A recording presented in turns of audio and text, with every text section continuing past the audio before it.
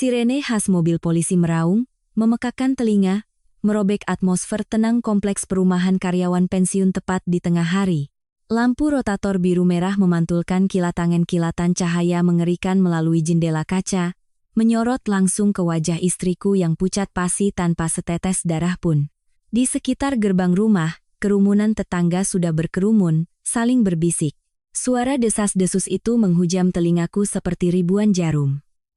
Seluruh ruang tamu terasa begitu sesak seolah-olah oksigen telah disedot habis. 2 orang polisi berseragam dengan wibawa melangkah masuk, dan seketika itu juga, jari dengan kuku bercat merah marun milik ibu kandungku menunjuk lurus ke wajah istriku, setajam dan sekejam pisau belati. "Pak polisi, tangkap dia.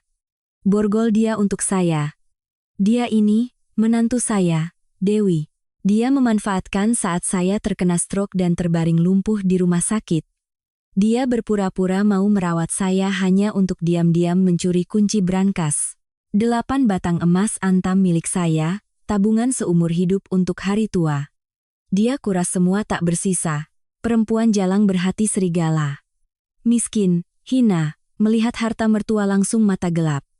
Periksa badannya sekarang juga, jebloskan dia ke penjara untuk saya." Ibuku berteriak dengan nada melengking dan penuh tenaga. Ia duduk di kursi roda, tangannya menepuk-nepuk dada dengan keras.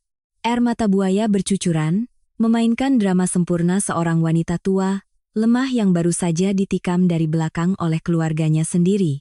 Tapi lihatlah, wajahnya bersemu merah, suaranya menggelegar, sama sekali tidak ada tanda-tanda orang yang baru pulih dari penyakit parah. Sementara itu, Dewi, istri yang kunikahi dengan cinta, perempuan yang sedang difitnah oleh ibu mertuanya sendiri sebagai pencuri, hanya bisa berdiri gemetar di sudut tembok. Tubuhnya menyusut hingga 10 kilogram, begitu kurus dan kuyu hingga kemeja yang dikenakannya tampak longgar seperti tergantung di gantungan baju yang kering kerontang. Mata Dewi yang cekung dikelilingi lingkaran hitam pekat dan memerah karena kurang tidur. Kedua tangannya mencengkeram erat ujung bajunya, yang ternoda darah karena kulitnya yang kering pecah-pecah setelah ribuan kali mencuci dan membersihkan kotoran wanita yang kini duduk di kursi roda itu. Aku berdiri mematung di tengah ruangan, rahangku terkatup begitu erat, hingga aku bisa mendengar sendiri bunyi sendi-sendinya. Amarah yang dahsyat membuncah di dalam dadaku, membakar habis seluruh akal sehatku, melenyapkan apa yang disebut sebagai cinta suci seorang anak kepada ibunya yang selama ini kujaga.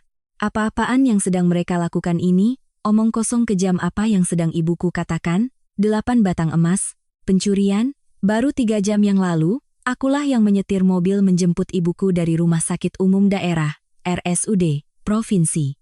Dewilah yang dengan hati-hati memapah ibuku langkah demi langkah, menggendongnya menaiki tangga teras, menatangnya seperti barang berharga yang rapuh. Hari ini adalah hari kepulangannya, hari yang seharusnya dirayakan keluarga kami dengan pesta kecil karena ibuku berhasil lolos dari maut setelah serangan stroke. Namun, mobil ambulans baru saja pergi, mobil polisi sudah datang, dan tuduhan keji ini dijatuhkan tepat di kepala orang yang paling berjasa. Aku menatap Dewi. Istriku menangis tanpa suara. Ia begitu sesak oleh kepedihan hingga tenggorokannya hanya bisa mengeluarkan isakan tertahan. Kakinya tak lagi mampu menopang tubuhnya, dan ia pun ambruk ke lantai keramik yang dingin. Ia menatapku dengan tatapan memohon yang putus asa, tatapan yang mengandung sejuta kepiluan yang mungkin tak akan pernah bisa kulupakan seumur hidupku. Biar kuceritakan pada kalian tentang bulan yang baru saja berlalu.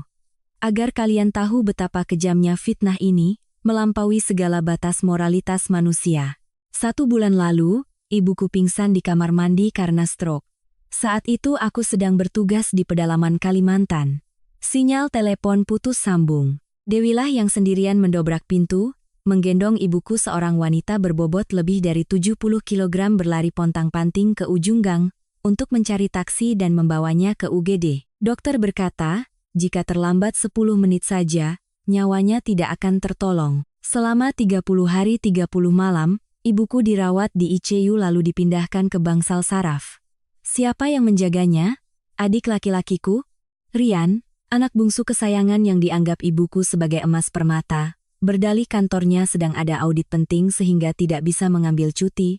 Ia hanya mampir ke rumah sakit 2 kali, setiap kali hanya meletakkan sekeranjang buah lalu menghilang. Ia benci bau disinfektan, benci harus membersihkan kotoran ibunya yang sakit. Semua beban, semua yang kotor, yang paling melelahkan, tumpah ruah ke atas pundak ringkih Dewi. Aku bekerja jauh dari rumah. Hanya bisa cuti 3 hari lalu harus dengan berat hati kembali ke lokasi proyek yang tidak bisa ditinggal. Aku merasa sangat bersalah membiarkan istriku menghadapi badai ini sendirian. Melalui panggilan video setiap malam, aku melihat istriku menyusut di depan mataku. Ia menggelar selembar tikar tipis di bawah kolong ranjang pasien, menahan bau pesing, bau obat-obatan, dan dinginnya rumah sakit. Dewi tidak berani tidur nyenyak karena takut ibuku kejang, takut selangnya tersumbat, takut ibuku buang air tanpa sadar. Ibuku lumpuh separuh badan di sisi kiri, wataknya menjadi 100.000 kali lebih pemarah dan kejam. Ia memang sudah sejak awal berprasangka buruk terhadap latar belakang Dewi yang miskin. Sejak kami menikah, dan kini saat ia sakit, ia menumpahkan seluruh kekesalannya pada menantunya. Dewi menyuapkan bubur yang sedikit terlalu panas, ia menepis mangkuk itu hingga isinya tumpah ke baju Dewi. Dewi menyeka tubuhnya dengan sedikit terlalu kuat. Ia meludahi wajah Dewi sambil memaki-maki, menyebutnya orang kampung kasar yang sengaja menyiksa ibu mertua. Ada malam-malam di mana pasien di ranjang sebelah sampai merasa iba dan membela Dewi karena tidak tahan mendengar caci maki kejam ibuku. Tapi istriku hanya diam. Ia menyeka air matanya, membersihkan kekacauan, lalu dengan lembut kembali membujuk ibu mertuanya untuk meminum obat. Melalui telepon, ia berkata padaku, ibu sedang sakit, jadi wataknya tidak menentu. Mas jangan khawatir, aku bisa tahan. Asal ibu sehat kembali, aku sudah senang. Seorang wanita yang rela mengesampingkan pekerjaannya, menitipkan anak balitanya ke rumah neneknya, mengorbankan kesehatan, kehormatan, dan harga dirinya untuk dengan sabar melayani ibu mertuanya selama sebulan penuh seperti pembantu tanpa bayaran. Seorang wanita yang memeras habis tenaganya, terjaga selama 30 malam hingga nyaris pingsan karena kelelahan di koridor rumah sakit. Lalu sekarang, apa hadiah yang menyambutnya di hari kepulangan ibu mertuanya? Tuduhan mencuri 8 batang emas, polisi, dan penghinaan yang luar biasa di depan para tetangga. Aku mengangkat wajah menatap ibuku. Ia masih berakting dengan sangat mendalam. Ia mengeluarkan seuntai kunci dari sakunya, menunjuk ke brankas yang terbuka menganga di sudut kamar tidur, suaranya kembali meraung-raung melanjutkan lagu fitnahannya. Lihat, Pak Polisi. Kunci brankas saya simpan di bawah tumpukan baju di lemari. Hanya orang dalam rumah yang tahu. Si Dewi, kemarin dia izin pulang untuk mengambil baju bersih untuk saya pakai hari ini. Alasannya pulang untuk bersih-bersih rumah, tapi sebenarnya dia pulang untuk membobol brankas. Pagi ini setibanya di rumah, firasat saya tidak enak, saya suruh dia buka brankas, dan ya Tuhan, kotak beludru merah berisi 8 batang emas itu lenyap tak bersisa. Di rumah ini, selain dia, siapa lagi yang bisa masuk? Sudah kubilang pada anakku sejak awal, perempuan kampung miskin menikah dengan orang Jakarta itu tujuannya hanya untuk menguras harta. Sekarang belangnya kelihatan juga. Kedua polisi itu mengerutkan kening. Salah satunya mengambil buku catatan. Mendekati Dewi yang masih bersimpuh di lantai. Dan dengan suara tegas memintanya berdiri untuk dimintai keterangan. Para tetangga di luar mulai ikut berkomentar. Ada yang berdecak kasihan pada ibuku, ada yang melontarkan kata-kata pedas memihak ibuku. Mereka mencela menantu zaman sekarang yang serakah dan kejam, ibu mertua sakit parah, masih sempat mengincar harta. Telingaku berdengung, setiap kata dari ibuku seperti sabetan parang yang mencincang harga diriku, menghancurkan keluarga ini. Ia terlalu percaya diri.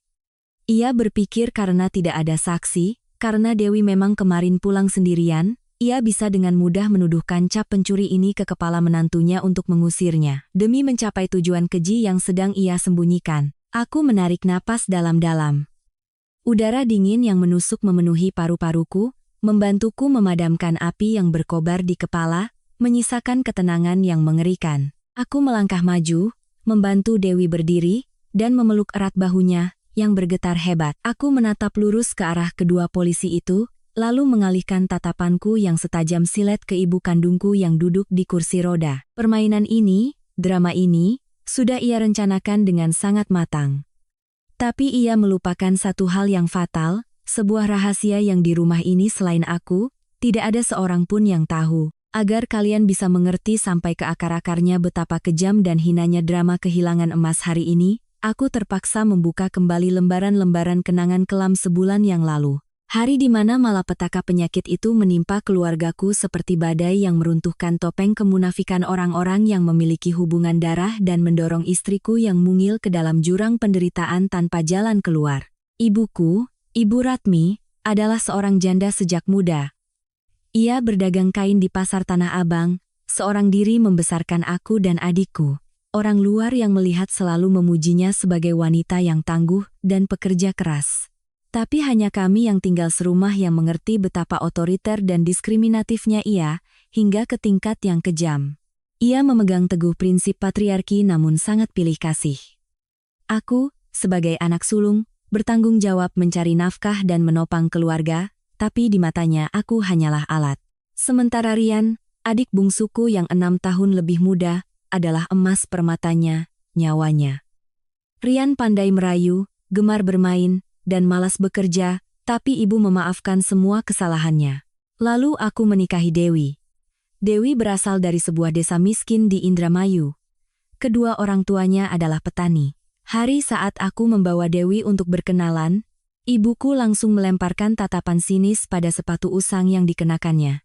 Ibu menyatakan terus terang bahwa perempuan kampung miskin yang menikah dengan pria Jakarta, tujuannya hanya untuk memperbaiki nasib. Selama 5 tahun menjadi menantu, Dewi tidak pernah dipanggil nak dengan layak oleh ibu mertuanya.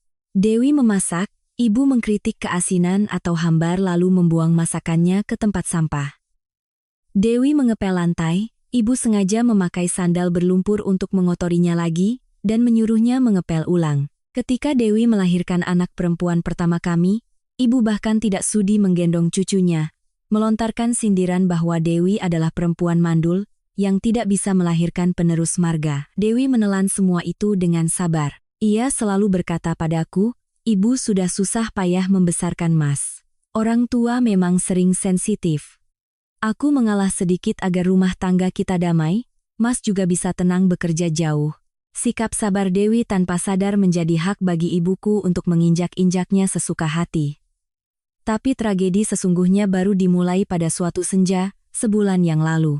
Hari itu aku sedang mengawasi proyek di pedalaman Kalimantan. Hujan deras mengguyur, sinyal telepon timbul tenggelam. Di rumah hanya ada ibuku dan Dewi. Sekitar pukul 5 sore, Dewi pulang dari pasar. Begitu masuk rumah, ia mendengar suara gedebuk keras dari kamar mandi. Pintunya terkunci dari dalam. Dewi memanggil-manggil tapi tidak ada sahutan dari ibu. Firasatnya mengatakan ada sesuatu yang tidak beres. Wanita yang beratnya tak sampai 50 kg itu, entah dari mana mendapat kekuatan, menyambar sebuah palu dan mendobrak kunci pintu. Pemandangan di depannya membuat Dewi lemas. Ibuku tergeletak di lantai basah. Mulutnya miring. Kedua matanya melotot, dan seluruh tubuhnya kejang-kejang. Ia terkena stroke. Tanpa aku di rumah, Dewi panik luar biasa tapi tetap berusaha tenang.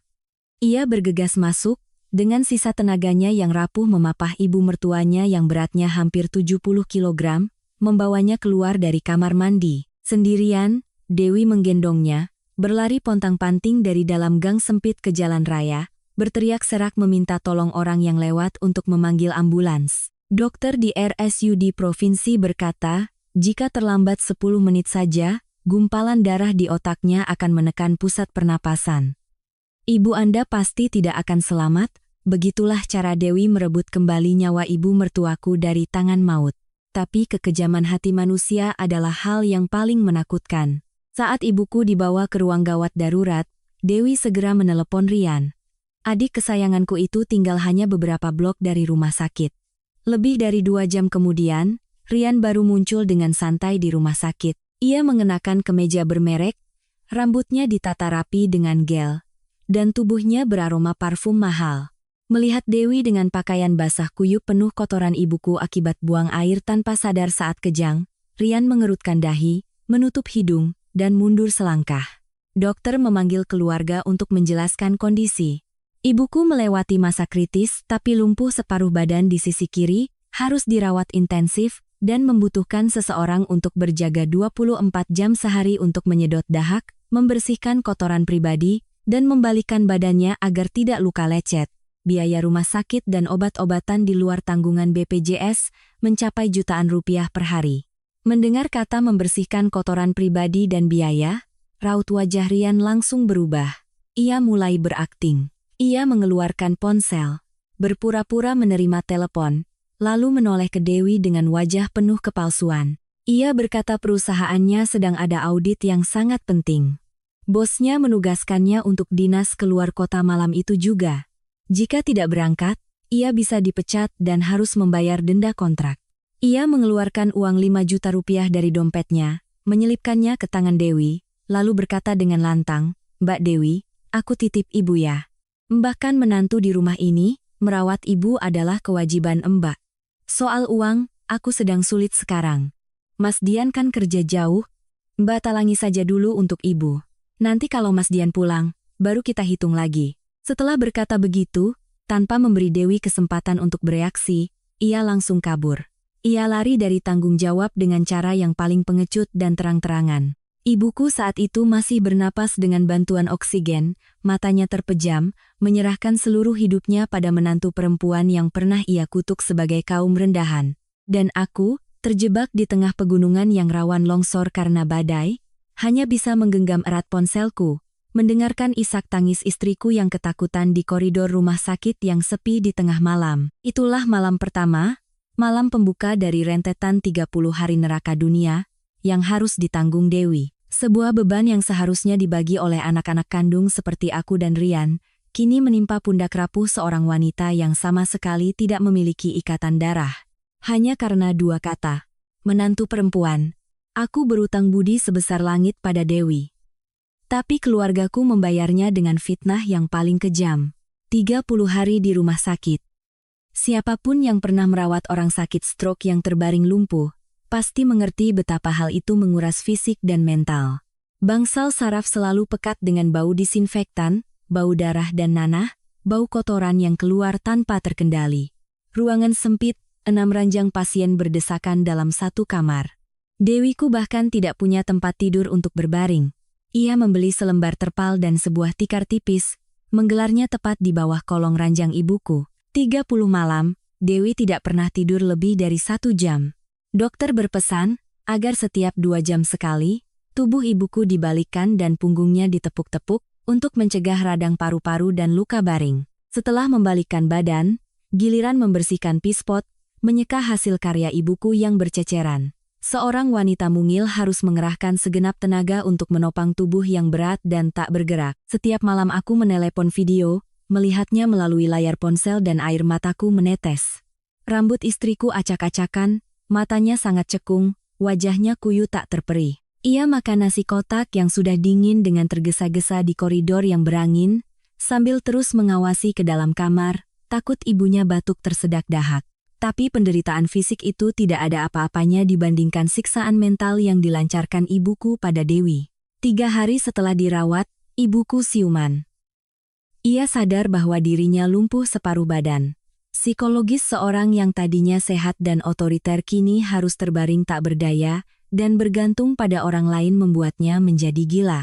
Dan objek untuk melampiaskan amarah dan frustrasinya atas kelumpuhannya tak lain adalah Dewi. Bukannya berterima kasih pada menantu yang siang malam melayaninya, sementara anak kesayangannya entah di mana, ibuku malah mencari-cari kesalahan dan menyiksanya dengan kata-kata paling berbisa. Aku ingat betul hari ke-7 dari 30 hari neraka itu. Dewi pagi-pagi sekali pergi membeli semangkuk bubur ayam spesial, dengan hati-hati meniupnya agar dingin sebelum menyuapkannya pada ibuku. Tapi ibuku mengatupkan mulutnya rapat-rapat. Dewi membujuk, "Bu, makan sedikit ya, biar ada tenaga untuk minum obat." Tiba-tiba, tangan kanan ibuku yang tidak lumpuh bergerak cepat menepis mangkuk itu.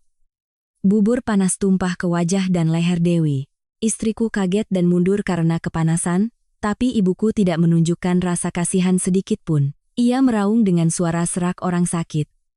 "Kamu mau merebusku hidup-hidup? Hah? Dasar orang kampung-kampungan. Kamu mau aku cepat mati, supaya kamu dan suamimu bisa menguasai rumah ini, menguasai hartaku, kan? Pergi." Panggil Rian ke sini untukku. Dewi berdiri termangu, mengusap butiran bubur di pipinya. Air mata jatuh tanpa suara. Ia tidak membantah sepatah kata pun, hanya diam-diam mengambil lap untuk membersihkan lantai, lalu pergi mencuci bajunya yang kotor. Di mana Rian? Ia sudah memblokir panggilan dari Dewi sejak hari ketiga dengan alasan sibuk rapat. Ketika aku meneleponnya, ia memberikan 1000 alasan sedang menjamu klien di luar kota agar tidak perlu pulang. Ibuku tahu itu, tapi ia secara buta membela anak kesayangannya. Ia meyakinkan dirinya sendiri bahwa Rian sibuk demi masa depannya, sementara Dewi yang berjaga di sini karena ia pengangguran dan punya niat jahat mengincar harta. Kekejaman itu tidak berhenti pada semangkuk bubur. Hari-hari berikutnya, ibuku terus menyiksa Dewi dengan cara-cara yang paling aneh. Saat Dewi sedang makan, ia sengaja berteriak ingin buang air. Dewi tergopoh-gopoh membawa pispot, bersusah payah membantunya duduk, tapi ibu tidak jadi buang air. Begitu Dewi menyimpan pispot dan kembali memegang piringnya, ibu kembali berteriak sakit perut. Begitu terus berulang-ulang. Puncaknya adalah suatu hari, ketika Dewi sedang membersihkan area intimnya dengan handuk hangat karena ia buang air tanpa terkendali. Ibuku karena merasa tidak nyaman meludahkan dahak hijau kental tepat ke wajah istriku. Ia memaki, "Dasar ceroboh, kamu mencubit kulitku. Orang tuamu di kampung tidak mengajarimu cara merawat orang tua, ya?" Saat itu aku sedang melihat melalui panggilan video. Jantungku serasa diremas. Aku berteriak di telepon, "Ibu, cukup. Dewi sudah begadang semalaman untuk merawat ibu. Kalau ibu tidak kasihan padanya, setidaknya punya sedikit hati nurani." Tapi ibuku hanya menyeringai dan membuang muka. Sementara Dewi, ia buru-buru mematikan panggilan. Malam itu Dewi mengirimiku pesan, "Mas jangan marahi ibu sedang sakit, pikirannya tidak stabil." "Aku tidak apa-apa, cuci muka juga sudah bersih. Mas tenang saja bekerja." Ia bilang tidak apa-apa, tapi aku tahu jiwanya hancur berkeping-keping. Pasien-pasien lain di kamar itu, para perawat yang setiap hari bertugas, menyaksikan semua itu dan ikut geram. Seorang nenek di ranjang sebelah tidak tahan dan angkat bicara. "Bu Ratmi, ibu ini beruntung sekali punya menantu sebaik ini. Lihat saja anak laki-laki ibu, apa pernah kelihatan batang hidungnya? Ibu siksa dia terus, nanti kalau dia ambruk, siapa yang akan merawat ibu?" Tapi ibuku menepisnya.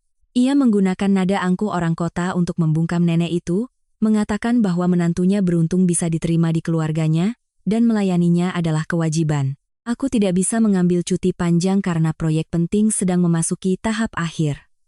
Denda keterlambatan miliaran rupiah membebani pundakku. Aku hanya bisa mengirim uang, menelepon untuk menyemangati istriku, dan mengutuk diriku sendiri yang tidak berbakti dan tidak berguna, bersama dengan adikku yang brengsek. Dewiku telah berubah menjadi mayat hidup. Kulitnya menghitam, pipinya tirus, tangannya keriput dan mengelupas karena terus-menerus terkena deterjen. Setiap hari, selama sebulan, ia tidak mengenal lagi wangi parfum, tidak merasakan lagi nikmatnya nasi hangat, menopang di pundaknya nyawa, seorang wanita yang selalu siap menusukkan pisau kata-kata ke jantungnya. Pengorbanan yang luar biasa, kesabaran yang agung.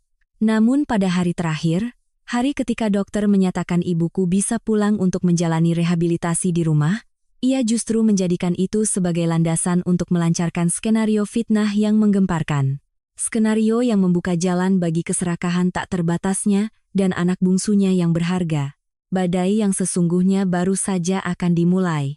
Akhirnya, bulan yang kelam dan penuh siksaan itu berakhir. Dokter mengumumkan ibuku bisa pulang. Pendarahan di otaknya sudah stabil. Meskipun sisi kirinya masih lemah dan harus menggunakan kursi roda, ia bisa kembali ke rumah untuk melanjutkan fisioterapi. Mendengar kabar itu, aku mengabaikan semua ancaman potong gaji dari manajer, menyerahkan pekerjaan pada wakilku, dan naik bus malam dari Kalimantan kembali ke Jakarta untuk menjemput ibu. Sehari sebelum pulang, aku meminta Dewi untuk pulang lebih dulu, membersihkan kamar, mencuci spray dan selimut, menyiapkan ruangan yang bersih dan nyaman untuk pemulihan ibu. Malam terakhir di rumah sakit, aku yang akan menjaganya. Dewi menurut. Ia bergegas naik ojek pulang ke rumah, bersih-bersih hingga larut malam dan hanya sempat tidur beberapa jam. Pagi harinya, ia sudah kembali ke rumah sakit membawa sepanci bubur ayam kacang teratai yang dimasaknya sendiri. Pagi di hari kepulangan itu, Cuaca Jakarta agak sejuk dengan sinar matahari keemasan. Berbeda dengan sikapnya yang pemarah dan ketus setiap hari ini sikap ibuku berubah drastis.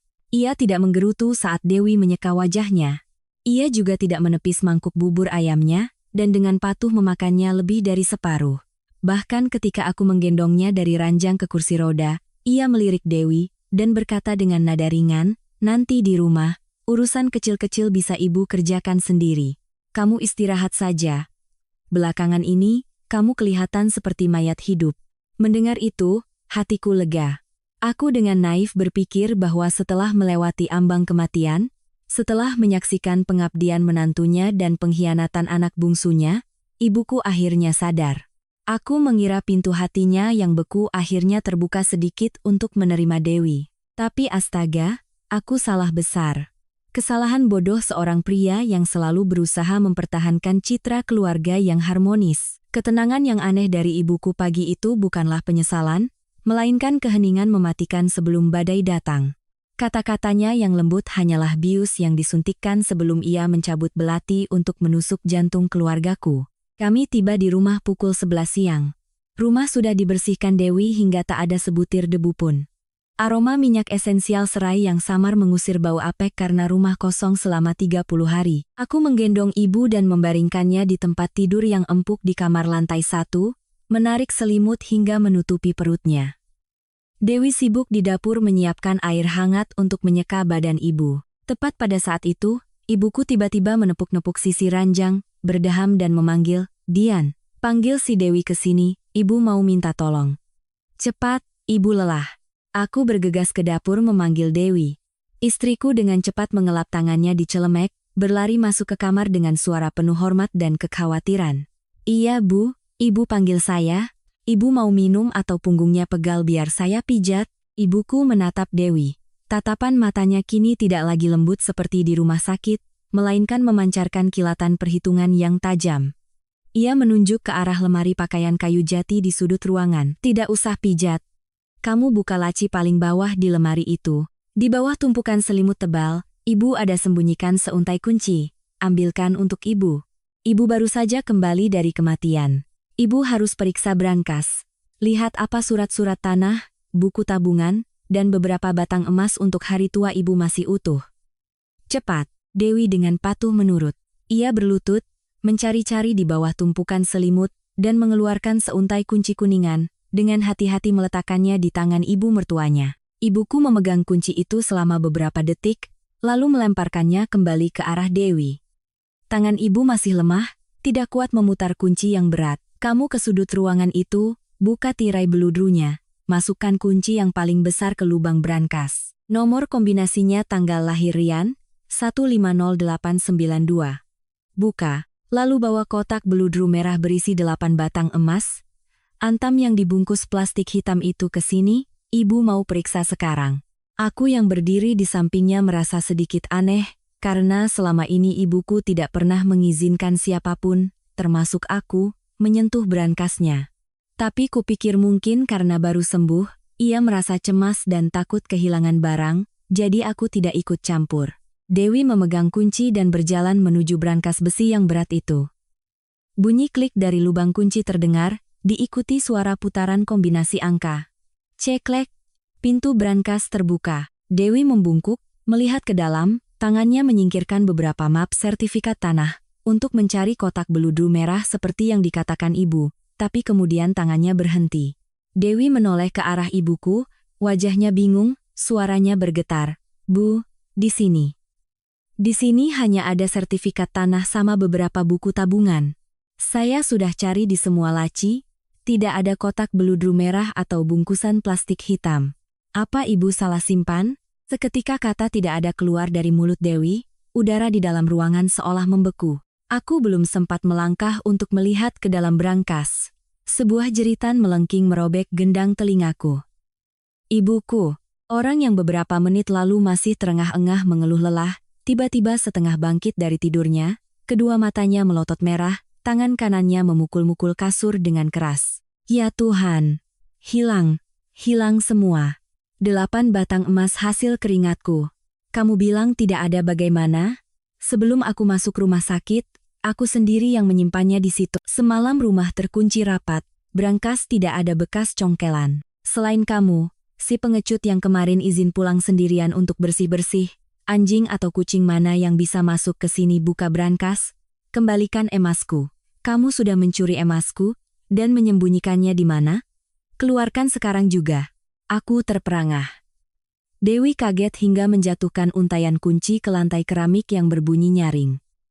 Wajah istriku pucat pasi. Ia mundur, kedua tangannya bergerak-gerak menolak, suaranya hilang karena panik. Ibu. Ibu bicara apa? Saya tidak mengambilnya. Sumpah demi Tuhan.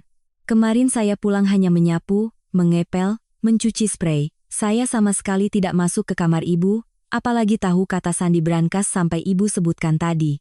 Jangan fitnah saya, Bu, kasihan saya. Tapi ibuku tidak membiarkan Dewi menjelaskan lebih lanjut. Ia menyambar vas bunga plastik di meja samping tempat tidur dan melemparkannya ke arah Dewi. Vas itu mengenai bahu istriku dan jatuh pecah di lantai. Teriakannya semakin keras, sengaja diperkeras agar tetangga sekitar bisa mendengar. Fitnah. Hei, maling, teriak maling. Kamu sudah mengincar rumah ini sejak lama, kan? Kamu lihat aku stroke, kamu kira aku akan mati, dan tidak bisa membawa hartaku, jadi kamu pura-pura jadi menantu berbakti untuk mendekat, untuk mencuri kunci, kan? Dian, kamu sudah buta, ya? Kamu bawa pulang ular beracun ini untuk menggigit ibumu sendiri. Ambil telepon polisi sekarang. Panggil polisi ke sini, borgol pencuri ini untukku. Aku harus membuat seluruh keluarganya di kampung tidak punya muka lagi, karena perbuatan miskin dan hina ini. Telingaku berdengung. Kata-kata ular beracun, pencuri, borgol menghantam kepalaku seperti palu godam. Istriku hancur total. Ia menutupi wajahnya dan menangis tersedu-sedu, bersimpuh di lantai, terus-menerus menggelengkan kepala dan meratap bahwa ia tidak bersalah. Baru saja melangkah keluar dari pintu kematian, baru saja terbebas dari bau disinfektan rumah sakit, ibuku sudah menyulut api, membakar habis sisa-sisa kebaikan terakhir di keluarga ini. Ia tidak main-main.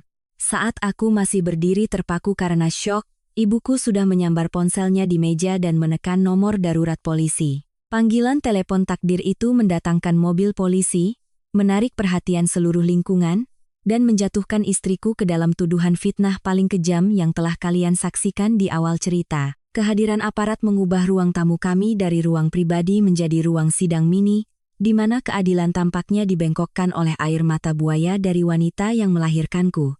2 orang polisi, 1 tua dan 1 muda, masuk dengan wajah serius.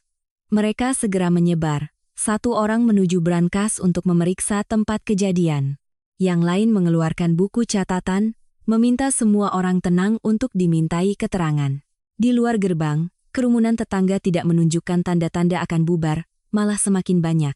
Bisik-bisik mereka terdengar jelas, seolah sengaja ditusukkan ke telinga kami.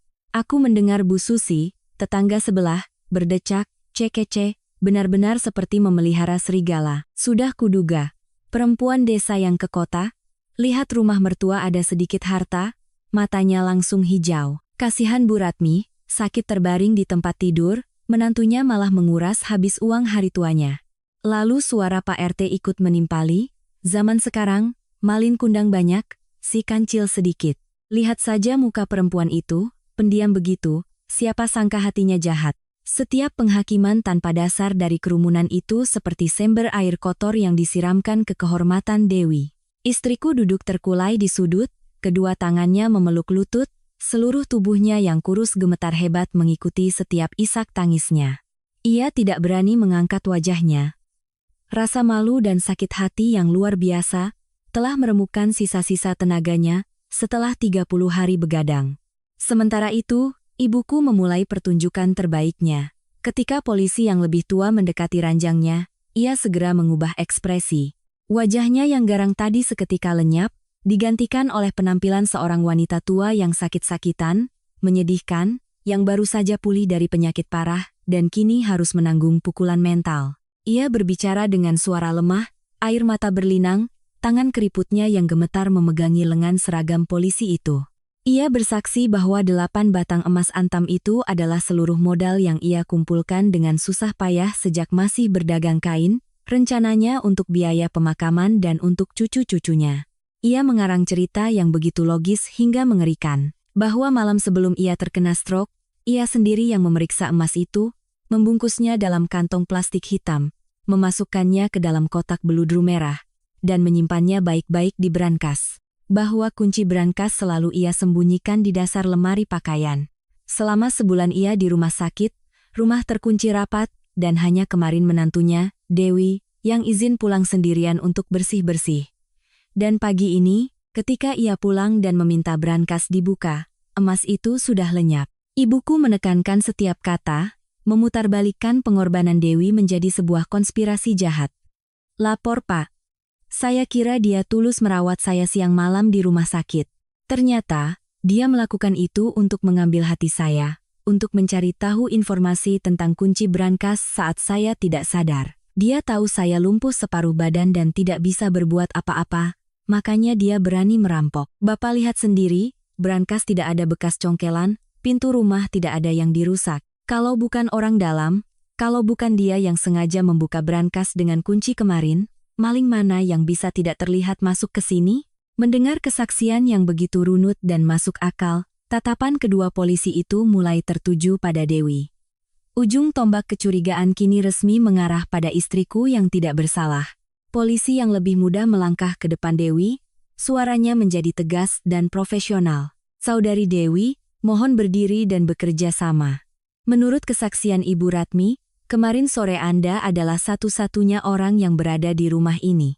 Apa penjelasan Anda tentang hilangnya aset ini? Apa yang Anda lakukan selama sendirian di rumah? Aku berdiri di dekatnya. Dadaku serasa mau meledak. Tidak adil. Sungguh tidak adil. Wanita yang terbaring di ranjang itu adalah ibu kandungku, tapi saat ini, aku hanya merasakan keasingan dan kengerian yang luar biasa. Ia membuang semua jasa baik, menginjak-injak nyawa yang baru saja direbut kembali oleh Dewi untuknya, hanya demi menjebak istriku. Semua bukti seolah melawan Dewi. Ketiadaan orang lain di rumah kemarin menjadi titik lemah fatal yang dimanfaatkan ibuku. Istriku mengangkat matanya yang merah dan bengkak menatap polisi itu. Tatapannya panik dan memohon, bibirnya yang pecah-pecah gemetar ingin bicara, tetapi rasa sakit yang menyumbat tenggorokannya hanya membuatnya bisa mengeluarkan isak tangis yang pecah. Keheningannya karena syok saat ini justru membuat orang-orang di sekitarnya, terutama kerumunan tetangga dan aparat, menganggapnya sebagai tanda kegugupan, sebagai reaksi orang yang bersalah. Sebuah perangkap sempurna telah dipasang, dan mangsanya yang kurus kering, dan kelelahan istriku sedang terpojok tanpa jalan keluar. Di tengah suasana yang menyesakkan dan penuh fitnah itu, Dewi akhirnya menemukan sisa tenaganya untuk bersuara. Ia terhuyung-huyung berpegangan pada tepi meja untuk berdiri. Seluruh tubuhnya gemetar seperti daun di tengah badai, tetapi matanya kini tidak lagi memancarkan permohonan yang lemah, melainkan kepedihan yang mendalam. Ia mengangkat kedua tangannya di depan polisi. Tangan yang dulu lembut itu, kini bengkak.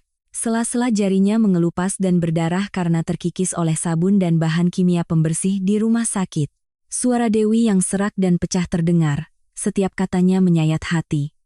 Pak polisi, lihat tangan saya ini. Sebulan penuh ibu saya terbaring lumpuh, saya tidur beralaskan terpal di bawah kolong ranjangnya. Dengan tangan ini saya membersihkan kotorannya, mengeluarkan dahaknya.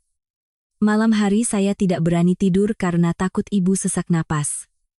Berat badan saya turun 10 kilo, saya memeras habis tenaga saya sampai seringkali mau pingsan di koridor rumah sakit.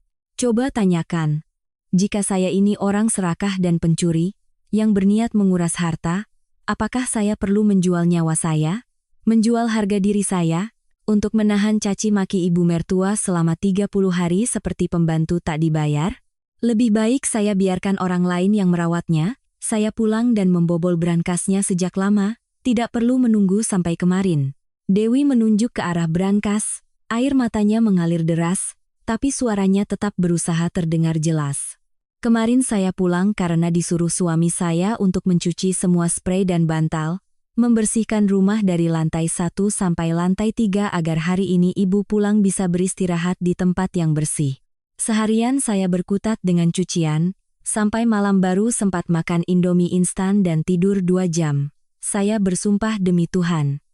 Jika saya menyentuh kunci ibu, jika saya mengambil seujung kuku pun emas dari rumah ini, biar saya keluar rumah ditabrak mobil sampai hancur. Biar anak-anak saya tidak selamat. Sumpah mengerikan Dewi membuat seisi ruangan hening. Kerumunan tetangga di luar pun berhenti berbisik. Ketulusan dan kepedihan dalam setiap katanya adalah sesuatu yang tidak bisa dipalsukan oleh pencuri manapun. Polisi yang lebih tua sedikit mengerutkan kening, tatapannya melembut, menunjukkan keraguan. Pengalaman bertahun-tahun dalam menangani kasus mungkin memberitahunya bahwa psikologi seorang pencuri yang baru saja mengambil aset besar tidak akan bereaksi sepilu ini dan berani bersumpah atas nyawa anak-anaknya. Terlebih lagi, melihat penampilan Dewi yang begitu kuyu dan menyedihkan, motif kejahatannya mulai terasa janggal. Sementara itu, aku berdiri diam di sudut ruangan. Dari luar aku tampak tenang, tetapi di dalam, otakku berputar dengan kecepatan ribuan putaran per menit. Aku seorang teknisi. Pola pikir logisku tidak mengizinkanku terbawa oleh emosi panik istriku atau tangisan ibuku. Aku mulai menyipitkan mata, mengamati setiap gerak-gerik, setiap ekspresi terkecil dari wanita yang terbaring di ranjang itu. Dan aku menyadari celah-celah yang tidak logis dan menggelikan dalam sandiwaranya. Pertama, ibuku mengaku bahwa malam sebelum dilarikan ke rumah sakit, ia sendiri yang memeriksa emas itu. Tapi kenyataannya, hari itu, sebelum pingsan di kamar mandi, ia sudah mengeluh pusing dan pening sejak pagi. Seseorang yang tekanan darahnya sedang tinggi, berjalan saja sempoyongan, bagaimana mungkin masih punya pikiran untuk membuka brankas dan mengagumi 8 batang emas? Kedua, reaksi ibuku saat mengetahui emasnya hilang sangat palsu. Ketika Dewi baru membuka brankas, ia masih berusaha mencari-cari kotak beludru merah di antara tumpukan dokumen. Dewi belum mengatakan sepatah kata pun yang menegaskan bahwa emas itu tidak ada. Ia hanya bertanya apakah ibuku salah simpan. Namun, ibuku dari posisinya di ranjang, yang berjarak hampir 3 meter dari brankas, dan pandangannya sepenuhnya terhalang oleh punggung Dewi, bagaimana ia bisa tahu pasti bahwa di dalam brankas itu tidak ada emas sehingga ia bisa berteriak, "Hilang! Hilang semua!" Kecuali ia sudah tahu sejak awal bahwa brankas itu kosong. Ketiga, tidak adanya emosi kehilangan yang sesungguhnya. Seorang wanita tua yang seumur hidupnya berhemat, jika benar-benar kehilangan 8 batang emas aset yang sangat besar, pasti akan pingsan karena syok atau panik luar biasa, bertanya ke sana kemari. Tapi ibuku tidak. Ia berteriak emas hilang. Tetapi kalimat berikutnya adalah langsung menuduh Dewi, menuntut untuk memanggil polisi dan memaki-maki Dewi. Tujuannya bukan untuk menemukan kembali emas itu, tetapi tujuan utamanya adalah untuk menjebak menantunya. Semua kejanggalan itu terangkai menjadi sebuah hipotesis mengerikan di kepalaku. Ibuku sedang berbohong. 8 batang emas itu tidak hilang kemarin. Emas itu sudah lenyap sebelumnya. Dan Dewi hanyalah pion yang dikorbankan agar ia bisa menutupi rahasia besar lainnya. Atau, lebih sederhana, ia ingin menggunakan alasan ini untuk mengusir Dewi dari rumah secara sah, sehingga aku tidak bisa ikut campur. Tepat saat aku hendak melangkah maju untuk membeberkan semua ketidaklogisan ini di depan polisi, terdengar suara decitan rem mobil yang memekakkan telinga di luar gerbang. Kerumunan menepi. Rian, adik kesayanganku, turun dari mobil dan berlari tergopoh-gopoh masuk ke dalam rumah. Kemunculannya yang tiba-tiba secara resmi mendorong drama ini ke klimaks yang baru, yang lebih kejam dan hina. Rian menerobos kerumunan tetangga, wajahnya penuh amarah, langsung masuk ke ruang tamu. Ia masih mengenakan setelan jas necis, rambutnya yang diberi pomade tidak bergeser sedikit pun, dan aroma parfum mewahnya menusuk hidung di tengah ruangan yang pengap. Selama sebulan ibunya sakit di ambang kematian, ia beralasan sibuk dinas dan menghilang tanpa kabar, tanpa satupun panggilan telepon, untuk menanyakan keadaan. Namun hari ini, ketika mendengar kabar ibunya kehilangan emas dan memanggil polisi, ia muncul dengan kecepatan yang luar biasa. Ia melirik sekilas ke arah kedua polisi, mengangguk singkat, lalu mengarahkan tatapan tajamnya, yang dibuat-buat ke arah istriku. Tanpa basa-basi, Rian melangkah maju, menunjuk lurus ke wajah Dewi, suaranya menggelegar. "Mbak Dewi, apa-apaan ini? Ibu baru saja pulang dari kematian, Mbak tidak membiarkannya tenang dan tega merampok habis uang hari tuanya? Dasar orang kampung, miskin sekali sampai jadi maling. Ya, sudah kubilang pada Mas Dian sejak dulu, perempuan miskin yang menempel pada pria kota itu tujuannya hanya untuk morotin. Kembalikan 8 batang emas itu sekarang. Kamu pikir bisa lolos dari hukum? Hah? Kamu membobol brankas di rumah ini, akan kubuat kamu membusuk di penjara. Dewi, yang dimaki tepat di wajahnya, saking marahnya sampai menggigit bibirnya hingga berdarah. Ia mundur selangkah, matanya menatap tajam pada adik iparnya yang tidak berbakti yang kini sedang memerankan anak yang saleh. Rian tidak berhenti di situ. Ia berbalik, memegang tangan ibuku, mulai berkolaborasi akting. Bu, jangan terlalu emosional, nanti kesehatan ibu terganggu. Ada Rian di sini, Rian akan menuntut keadilan untuk ibu. Pak polisi, ini sudah jelas sekali. Rumah kami aman, kunci brankas dipegang olehnya. Kemarin hanya dia yang ada di rumah, buktinya sudah jelas. Saya minta Bapak membuat laporan, bawa tersangka ke kantor untuk diinterogasi. Geledah rumah orang tuanya di kampung. Pasti dia sudah mengirim hartanya ke sana. Oh, Rian, anakku. Ibu menderita sekali nak, ibu memelihara serigala berbulu domba. Dia lihat ibu terbaring lumpuh, dia meremehkan ibu, dia berencana mengumpulkan uang untuk kabur. Tapi, ibu sudah tua. Ibu tidak mau memperbesar masalah ini dan mencoreng nama baik keluarga. Dewi, dengar ibu. Mengingat kamu juga sudah pernah memasakkan ibu bubur selama sebulan ini, ibu beri kamu satu jalan keluar. Ibuku setengah bangkit, wajahnya berkerut, suaranya tiba-tiba merendah menjadi sebuah pengampunan yang penuh taring. Ia dan Rian sedang berakting bersama, menekan istriku ke dalam sebuah kesepakatan paling hina yang pernah kusaksikan. Kamu mengaku saja, serahkan kembali 8 batang emas itu pada Rian untuk disimpan. Setelah itu, ibu akan suruh Dian menulis surat cerai, kamu tanda tangani, lalu kemasi barang-barangmu dan enyah dari sini, kembali ke kampungmu di Indramayu itu. Ibu akan minta polisi mencabut laporan, anggap saja ini masalah internal keluarga, supaya kamu tidak punya catatan kriminal dan masih bisa mencari kerja. Kalau kamu keras kepala dan masuk penjara 10 tahun, anakmu siapa yang urus? Orang tuamu di kampung apa bisa hidup dengan malu punya anak seorang pencuri? Kalau kamu pintar, keluarkan emasnya sekarang, lalu pergi dari rumahku. Benar itu. Kamu dengar tidak? Rian menimpali. Ibu saya baik hati memberimu jalan keluar. Kamu pikir bisa mengelak?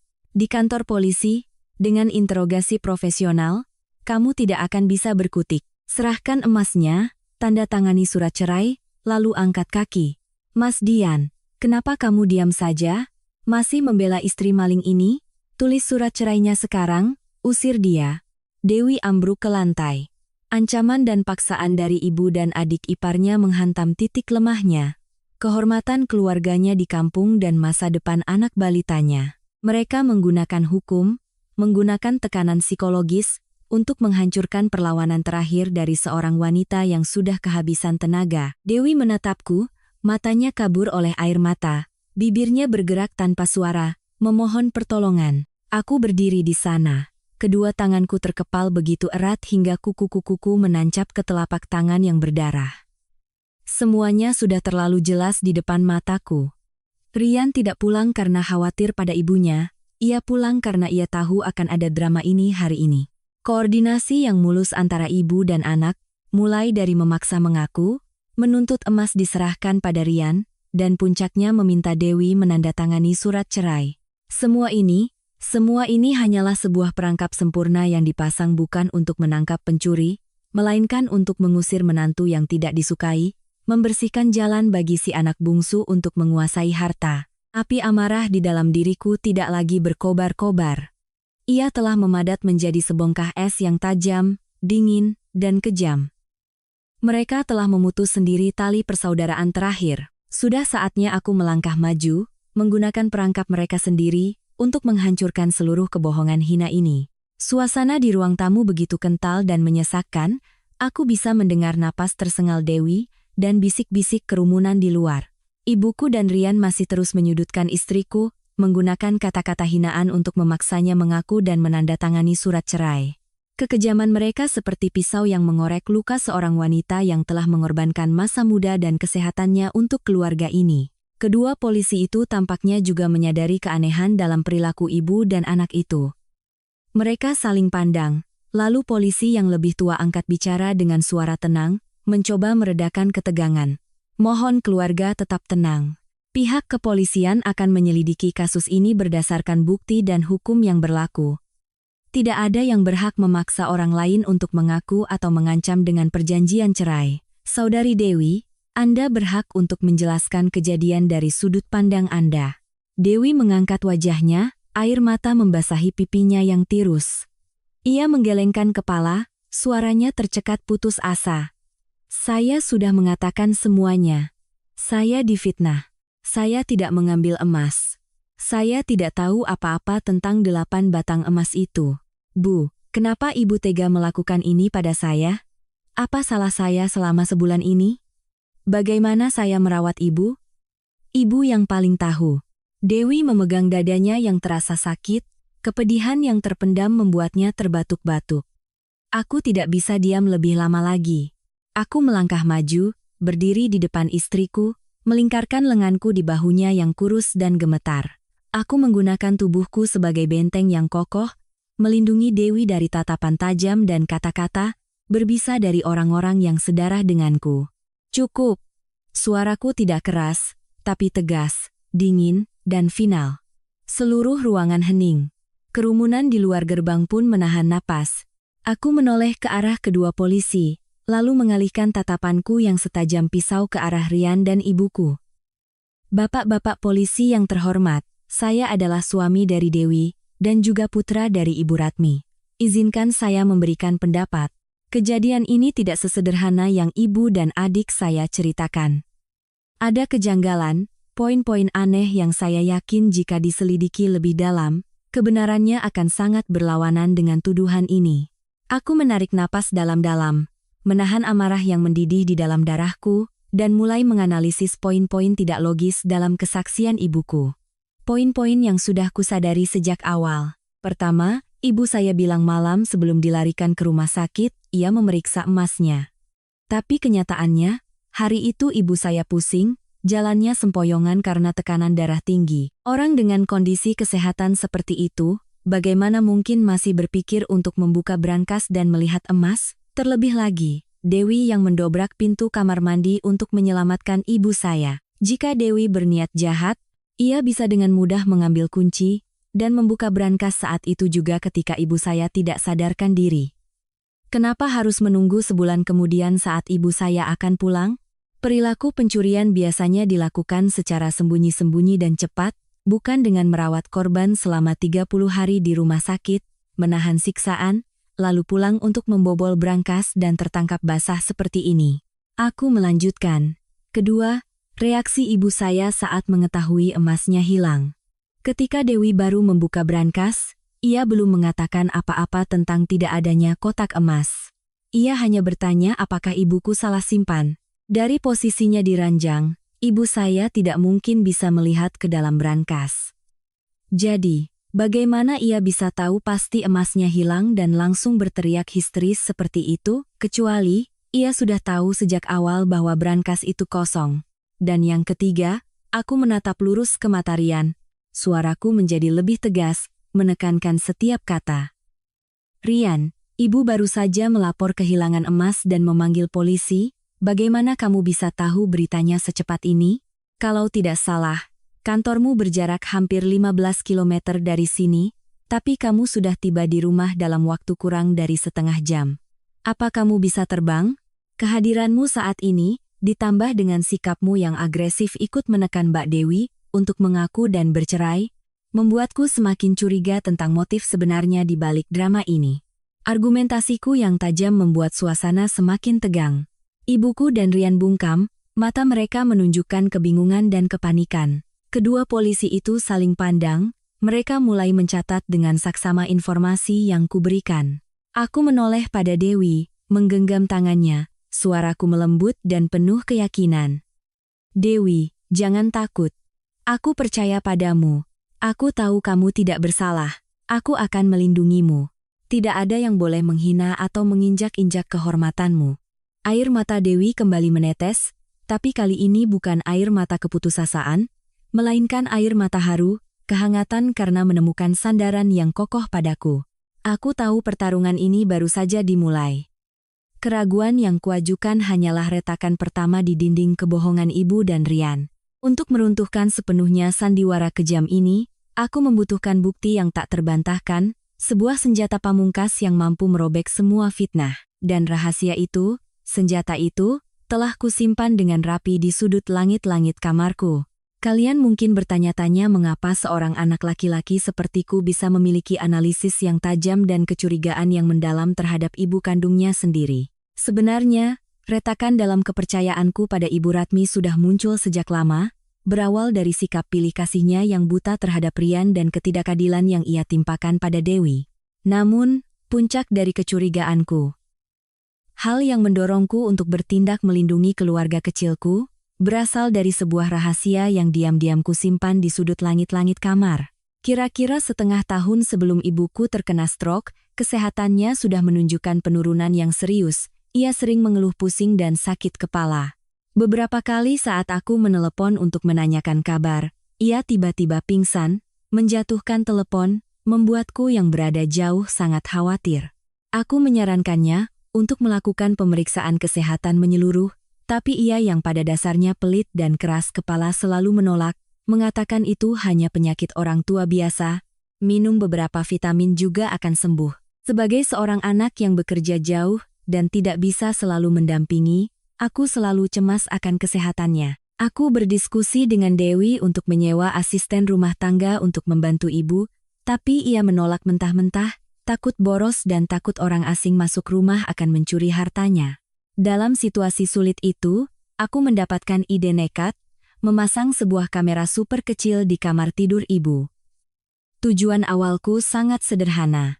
Aku ingin bisa memantau kondisi kesehatan ibu kapan saja, sehingga jika ia pingsan atau terjadi sesuatu yang darurat, aku bisa segera meminta bantuan orang untuk membawanya ke rumah sakit. Aku tahu memasang kamera di kamar pribadi ibu adalah pelanggaran privasi, tapi karena khawatir akan nyawanya, aku nekat melakukannya. Pada suatu akhir pekan ketika ibuku dan Dewi pergi ke pengajian, aku diam-diam membeli sebuah kamera super kecil berbentuk kancing baju yang terhubung dengan Wi-Fi, mampu merekam dalam gelap, dan merekam suara dengan sangat jelas. Aku dengan teliti menyembunyikannya di sudut tersembunyi di langit-langit gipsum, terlindung oleh kipas angin, dengan sudut pandang yang mencakup seluruh ruangan, termasuk tempat tidur dan lemari pakaian tempat brankas berada. Aku merahasiakan ini dari semua orang, termasuk Dewi. Tidak ada seorang pun di rumah ini yang tahu tentang keberadaan kamera itu, kecuali aku. Setiap malam setelah lelah bekerja di lokasi proyek, aku akan membuka ponselku untuk memeriksa kondisi ibu sebelum bisa tidur dengan tenang. Dan berkat kamera rahasia inilah, aku tanpa sengaja merekam sebuah kebenaran yang mengerikan. Sebuah kebenaran yang akan membongkar tuntas sandiwara fitnah kejam yang sedang dirancang oleh ibuku dan Rian. Kembali ke saat ini. Di tengah ruang tamu yang pengap, ketika argumenku telah membuat ibuku dan Rian kebingungan, aku tahu waktunya telah tiba. Aku menatap lurus ke arah kedua polisi. Suaraku tenang, namun penuh kekuatan. Bapak-bapak polisi, apa yang baru saja saya analisis hanyalah spekulasi logis. Tetapi untuk membuktikan istri saya tidak bersalah dan membuka topeng para pemfitnah, saya memiliki satu bukti yang tidak dapat disangkal. Sebuah bukti kuat yang akan mengungkap seluruh kebenaran tentang 8 batang emas yang hilang. Pernyataanku seperti bom waktu yang meledak di ruang tamu. Semua orang menahan napas, mata mereka tertuju padaku. Ibuku pucat pasi. Rian mundur selangkah, matanya berputar liar, mencari jalan keluar. Kedua polisi itu saling pandang, ekspresi mereka menunjukkan keterkejutan dan penantian. Perlahan aku merogoh saku celanaku, mengeluarkan ponsel pintarku. Aku membuka kunci layar, mencari aplikasi kamera, dan memilih rekaman video yang tersimpan pada hari sebelum ibuku terkena stroke. Saat aku mengangkat ponselku, udara di dalam rumah seolah membeku. Aku tahu, begitu aku menekan tombol putar, segalanya akan runtuh. Citra keluarga yang harmonis dan terhormat akan hancur berkeping-keping. Tapi aku tidak menyesal, Kebenaran harus diungkap, keadilan harus ditegakkan, dan istriku yang malang harus dibersihkan namanya. Suasana di ruang tamu begitu kental, seolah bisa dipotong dengan pisau. Cahaya dari layar ponselku menyinari wajah-wajah yang tegang karena gugup, cemas, dan takut. Aku melirik ibuku. Ia mencengkeram erat pegangan kursi rodanya, keringat dingin membasahi dahinya.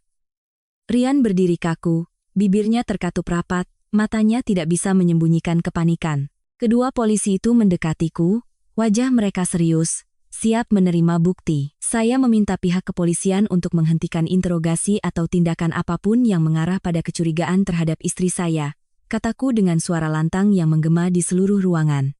Bukti yang akan saya tunjukkan ini akan menjawab semua pertanyaan tentang 8 batang emas itu, dan akan membuktikan siapa dalang sebenarnya di balik drama fitnah yang hina ini.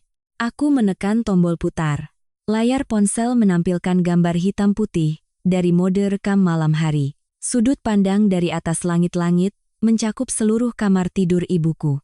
Tanggal dan waktu di sudut layar menunjukkan tepat 1 malam sebelum ibuku pingsan di kamar mandi. Video dimulai. Di dalam kamar yang gelap, ibuku terlihat berbaring gelisah. Sekitar pukul 2 pagi, ia bangkit dari tempat tidur, mengendap-endap menuju lemari pakaian. Ia merogoh dasar lemari, mengeluarkan seuntai kunci kuningan. Adegan ini benar-benar bertentangan dengan kesaksiannya, sebelumnya bahwa ia menyimpan kunci dengan hati-hati dan tidak pernah menyentuhnya. Selanjutnya, ibuku berjalan ke arah brankas. Dengan lihai memutar kombinasi angka dan memasukkan kunci, bunyi klek kering terdengar di malam yang sunyi. Pintu brankas terbuka. Ia memasukkan tangannya, mengeluarkan sebuah kotak beludru merah, kotak yang sama yang disebut berisi 8 batang emas. Semua orang di ruangan menahan napas. Aku merasakan Dewi meremas tanganku dengan erat. Matanya terbelalak karena takjub. Ibuku di kursi roda, wajahnya pucat pasi. Matanya melotot menatap layar ponsel seolah melihat hantu. Di layar, ibuku membuka tutup kotak beludru merah. Cahaya dari lampu tidur memantulkan kilau emas batangan antam di dalamnya. Ia tidak memeriksa atau menyimpannya kembali. Sebaliknya, ia mengeluarkan sebuah kantong plastik hitam, dengan hati-hati memasukkan seluruh 8 batang emas ke dalamnya. Ia mengikat kantong itu dengan kencang, lalu menyelipkannya ke dalam saku jaket yang tergantung di dinding.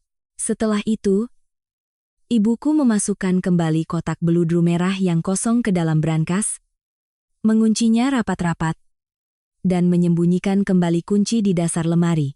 Semua tindakannya teratur, sembunyi-sembunyi, dan tidak menunjukkan tanda-tanda kelelahan atau sakit. Ia sedang menciptakan sebuah tempat kejadian palsu bahkan sebelum insiden stroke-nya terjadi.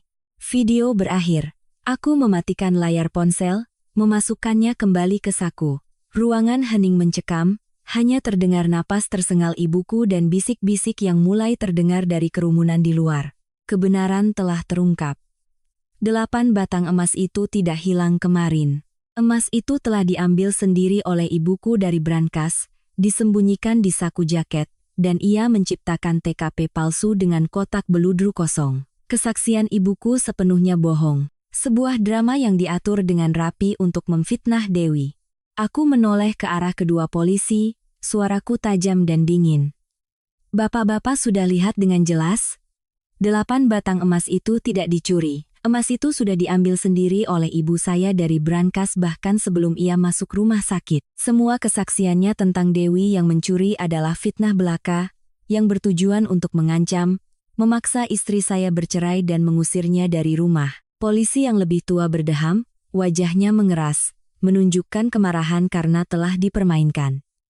Ia menoleh ke arah ibuku, suaranya membentak, "Ibu Ratmi, apa penjelasan Anda tentang video ini? Anda membuat laporan palsu, merekayasa TKP, dan memfitnah orang lain mencuri aset berharga. Apa Anda tahu bahwa tindakan ini melanggar hukum pidana dan bisa dituntut?" Ibuku hancur total. Ia tidak bisa lagi mempertahankan sikap angkuhnya. Yang ada hanyalah kepanikan dan ketakutan yang luar biasa. Ia gemetar, memegangi kursi rodanya, keringat membasahi tubuhnya, bibirnya bergerak-gerak tanpa suara. Rian juga pucat pasi. Ia mundur ke belakang, mencoba mencari jalan kabur, Tetapi tatapan tajam dari polisi yang lebih muda telah menguncinya. Drama telah usai. Topeng kemunafikan ibu dan Rian telah terkoyak. Keadilan akhirnya tersenyum pada Dewi. Tetapi bagiku, kebenaran ini seperti sebilah pisau yang menusuk jantung. Karena ia mengungkap kekejaman dan kehinaan dari orang-orang terdekat yang pernah kucintai dan kupercaya.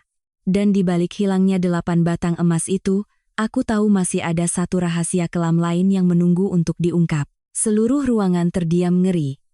Video dari kamera tersembunyi itu telah menghancurkan sandiwara yang dirancang oleh ibuku dan Rian. Kebenaran terpampang nyata, tajam dan kejam, membuat semua yang hadir, termasuk para tetangga yang paling suka bergosip, terdiam 1000 bahasa. Tatapan kedua polisi itu beralih dari curiga pada Dewi menjadi kemarahan yang ditujukan pada ibuku.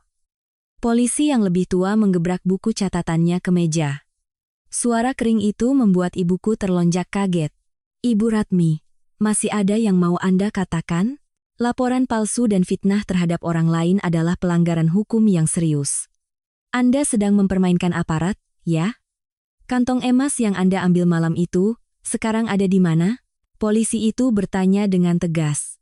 Ibuku gemetar hebat, wajahnya berkerut ketakutan. Topeng otoriter yang selama ini ia gunakan untuk menginjak-injak Dewi telah hancur total, memperlihatkan seorang wanita tua yang panik. Mencoba mencari dalih untuk menyelamatkan diri. Ia mengangkat matanya yang basah menatapku, lalu menatap Rian, bibirnya tergagap. Saya tidak memfitnah. Saya sudah tua, saya pikun. Mungkin waktu itu saya ambil emasnya lalu lupa taruh di mana. Saya kira masih di brankas. Hari ini buka brankas tidak ada, saya panik jadi menuduh si Dewi. Saya sudah pikun. Mohon bapak-bapak polisi maklum pada orang tua. Mendengar dalih yang lemah dan tak tahu malu itu, aku tertawa. Tawa yang pahit dan getir. Aku mendekati ibuku, menatap lurus ke matanya yang mengelak, suaraku dingin sedingin es. Ibu lupa, ibu pikun? Orang pikun bisa merencanakan sedetail itu? Meninggalkan kotak kosong di brankas untuk membuat TKP palsu? Orang pikun bisa bekerja sama dengan Rian, menggunakan taktik gula dan cambuk untuk memaksa Dewi menandatangani surat cerai dan mengusirnya dari rumah? Jangan berakting lagi, Bu. Saya sudah menonton video itu tanpa terlewat 1 detik pun, dan saya tahu persis kemana perginya 8 batang emas itu.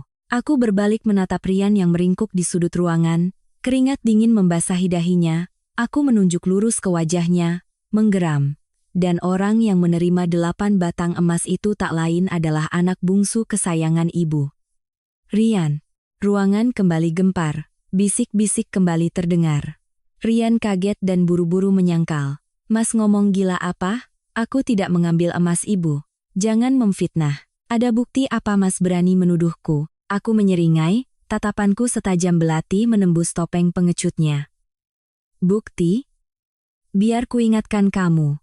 Hari ibu dilarikan ke rumah sakit, kamu datang dengan penampilan necis, alasan sibuk dinas lalu hanya meninggalkan uang 5 juta. Kamu menghilang selama 30 hari ibu dirawat, tapi sebenarnya kamu kemana? Kamu kabur dari utang judi bola. Para penagih utang sudah datang ke kantormu, bosmu sudah men-scores kamu sejak lama. Jangan pikir karena aku kerja jauh, aku tidak tahu apa-apa tentang kelakuanmu di Jakarta ini. Rian terperangah, wajahnya pucat pasi, kakinya lemas dan ia ambruk ke lantai. Ia tidak menyangka aku tahu segalanya tentangnya. Sebenarnya, aku telah meminta beberapa teman di Jakarta untuk menyelidiki keberadaan Rian ketika ia terus-menerus menghindari tanggung jawab merawat ibu. Dan yang kudapatkan adalah riwayat kelam tentang utang judinya yang menumpuk. Aku kembali menatap ibuku. Suaraku penuh kekecewaan dan rasa sakit. Ibu tahu dia punya utang. Ibu kasihan padanya, jadi ibu diam-diam menjual 8 batang emas simpanan hari tua untuk membayar utangnya. Tapi ibu takut aku tahu, takut aku menyalahkan ibu karena pilih kasih dan melindungi Rian.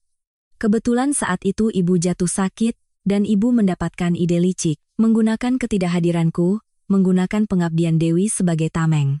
Ibu memfitnah Dewi mencuri emas. Sekali mendayung, 2-3 pulau terlampaui. Ibu bisa menutupi penggelapan aset untuk Rian, sekaligus punya alasan untuk mengusir Dewi dari rumah, membuka jalan agar anak kesayanganmu bisa kembali ke sini dan menguasai rumah ini. Setiap kataku seperti palu godam yang menghantam pikiran mereka yang mencoba menyembunyikan kebenaran. Keheningan menyelimuti ruangan. Ibuku menunduk, menangis terseduh-seduh. Ia tidak bisa lagi menyangkal. Sandiwara fitnah yang rumit telah terbongkar tuntas, mengungkap sebuah konspirasi kejam dari seorang ibu yang rela menginjak-injak nyawa dan kehormatan orang lain demi melindungi anak bandelnya. Suasana di ruang tamu menjadi sesak.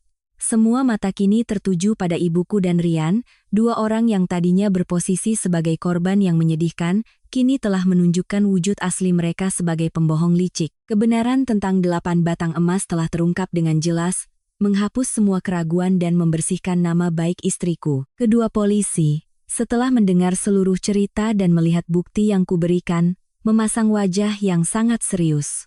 Polisi yang lebih tua melangkah maju, suaranya yang tegas menggema. Ibu Ratmi, Saudara Rian, berdasarkan keterangan dan bukti video, sudah cukup dasar untuk menyimpulkan bahwa kalian berdua telah bersekongkol membuat laporan palsu, merekayasa TKP, dan melakukan fitnah. Ini adalah tindak pidana yang serius, merusak kehormatan korban dan mengganggu ketertiban umum.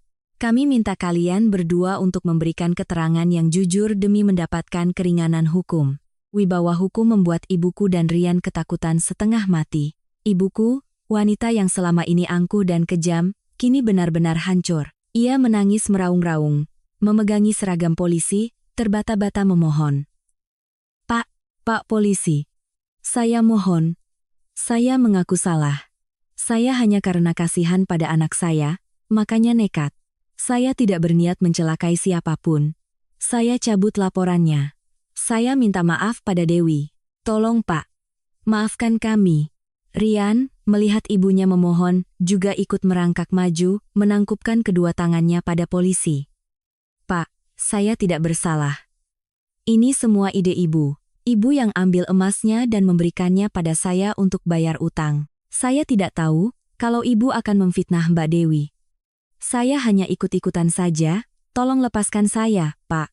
Saya tidak mau dipenjara. Melihat mereka berdua, orang-orang yang sedarah denganku, kini saling menyalahkan dan menangis memelas. Hatiku dipenuhi rasa jijik dan pilu yang tak terkira. Ini adalah sebuah kebobrokan moral, kekejaman dari keserakahan dan keegoisan yang buta. Aku mendekati Dewi. Istriku masih duduk di lantai, wajahnya basah oleh air mata, tapi matanya tidak lagi menunjukkan kepanikan dan ketakutan. Kebenaran telah terungkap, namanya telah bersih. Ia kini bisa mengangkat kepalanya, mendapatkan kembali harga diri dan kehormatannya. Aku berjongkok, memeluk Dewi dengan erat. Aku bisa merasakan tubuhnya yang kurus itu masih gemetar. Aku menepuk punggungnya dengan lembut, membisikkan kata-kata penghiburan dari lubuk hatiku.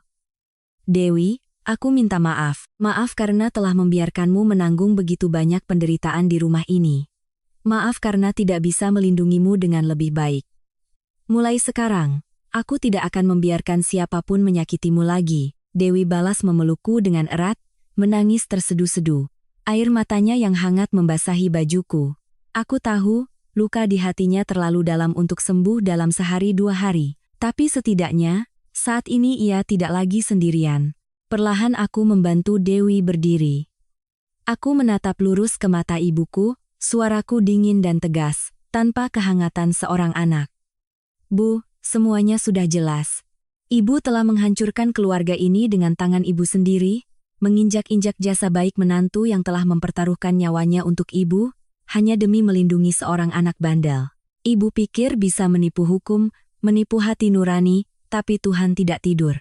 Kebohongan pada akhirnya akan terungkap. Aku menoleh ke arah Rian, tatapanku setajam belati. Dan kamu, pengecut yang tidak bertanggung jawab, kamu memanfaatkan kasih sayang ibu untuk membayar utang judimu, lalu bersekongkol dengannya untuk mencelakai orang yang tidak bersalah. Kamu pikir bisa lolos? Hukum akan menghukummu setimpal. Kata-kata penghakimanku yang keras seperti palu godam yang menghantam kepala mereka. Keheningan menyelimuti ruangan, hanya menyisakan isak tangis putus asa dari para pelaku kejahatan yang terpojok. Drama telah usai, tetapi dampaknya akan terasa lama, meninggalkan luka yang sulit sembuh di jiwa semua yang terlibat. Tangisan ibuku dan Rian terdengar memilukan, menciptakan sebuah harmoni yang ironis di ruang tamu yang pernah menjadi saksi bisu penderitaan istriku. Mereka memohon, mereka berjanji akan berubah, tapi di mataku, semua itu hanyalah kepalsuan, jeritan dari mereka yang terpojok saat topengnya telah jatuh. Polisi yang lebih tua dengan tegas menepis tangan ibuku. Ibu Ratmi, Saudara Rian, semua penjelasan dan permintaan maaf saat ini tidak ada artinya. Hukum tidak memberikan toleransi untuk laporan palsu dan fitnah. Kami akan membuat berita acara pemeriksaan, menyita video ini sebagai barang bukti, dan membawa Anda berdua ke kantor polisi untuk penyelidikan lebih lanjut. Mendengar kata kantor polisi, ibuku seperti tersengat listrik. Ia membelalakan matanya, mulutnya ternganga, lalu tiba-tiba ia terkulai pingsan di kursi rodanya. Kepanikan, ketakutan, ditambah kondisi fisiknya yang memang lemah setelah stroke, membuatnya tidak sanggup menahan guncangan ini. Rian, melihat ibunya pingsan, bergegas menghampiri. Ibu kenapa? Tapi Ibu Ratmi tetap tidak bergerak, wajahnya pucat, napasnya tersengat. Kedua polisi itu segera memeriksa kondisi ibuku. Mereka menilai situasinya cukup gawat dan harus segera dilarikan ke rumah sakit. Polisi yang lebih muda segera menelepon ambulans. Sambil menunggu, Rian terus berteriak menyalahkanku. Mas Dian, kamu kejam. Kamu yang membuat ibu jadi begini. Kalau ibu kenapa-kenapa, apa kamu bisa mengganti nyawanya? Aku menatap Rian dengan penuh penghinaan. Kejam? Siapa yang mencuri 8 batang emas simpanan hari tua ibu untuk membayar utang judi? Siapa yang bersekongkol dengan ibu untuk memfitnah dan mengusir kakak iparmu sendiri? Yang mendorong ibu ke kondisi ini adalah kamu, anak durhaka yang egois. Kata-kataku membungkam Rian. Ia tidak bisa membantah, karena semua yang kukatakan adalah kebenaran telanjang. Ia hanya bisa menunduk, menghindari tatapan hina dari semua orang. Tak lama kemudian, ambulans tiba dengan sirene meraung-raung. Petugas medis segera membawa ibuku ke atas tandu dan melarikannya ke rumah sakit. Rian pun digiring oleh polisi ke mobil patroli untuk dibawa ke kantor polisi. Rumah tiba-tiba menjadi kosong dan sunyi. Kerumunan tetangga perlahan bubar, membawa serta gosip terbaru tentang skandal yang mengguncang kompleks perumahan itu. Hanya tersisa aku dan Dewi, berdiri terpaku di tengah ruang tamu, saling menatap dengan mata berkaca-kaca. Aku melangkah maju, memeluk Dewi. Rasa hangat dan damai perlahan menyebar, mengusir dingin dan sesak yang telah menyelimuti kami. Aku mengelus lembut rambutnya yang kusut, berbisik, semuanya sudah berakhir, Dewi. Kamu sudah terbukti tidak bersalah. Mereka yang menyakitimu sudah mendapatkan ganjarannya. Mulai sekarang, kita akan memulai hidup baru, tanpa ada lagi siksaan dan penghinaan. Dewi menyandarkan kepalanya di bahuku, menangis. Tapi aku tahu, itu adalah air mata kelegaan, kebahagiaan karena keadilan telah ditegakkan. Ia telah melewati ujian terberat, membuktikan kebersihan dan ketangguhannya. Namun, jauh di dalam lubuk hatiku, luka yang disebabkan oleh darah dagingku sendiri masih menganga. Kekejaman dan kebohongan ibu dan adikku telah memutus tuntas tali persaudaraan yang selalu coba kupertahankan. Aku sadar, keluarga bukan hanya soal ikatan darah, tapi juga tentang rasa hormat, cinta, dan saling melindungi. Ketika nilai-nilai itu diinjak-injak, ikatan darah hanyalah cangkang kosong tanpa makna. Dan aku memutuskan untuk mengambil satu keputusan final. Sebuah perpisahan tegas dengan keluarga yang busuk dan dingin ini, demi melindungi kebahagiaan masa depan istri dan anakku. Setelah ambulans membawa ibuku pergi dan mobil polisi yang membawa Rian hilang di tikungan, rumah ini terasa kosong dan dingin mencekam. Udara pengap kebohongan seolah masih menempel di setiap dinding dan perabotan. Dewi berdiri termangu di tengah ruang tamu, matanya kosong menatap kejauhan.